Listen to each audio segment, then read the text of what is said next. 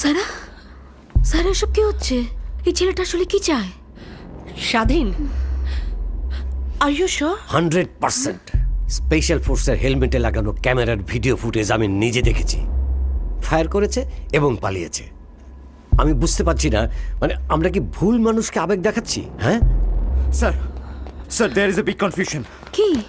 লাইভে যে স্বাধীনকে আমরা দেখেছি, তার আসল নাম স্বাধীন নয়, সে অন্য কেউ। হোয়াট? Yes sir,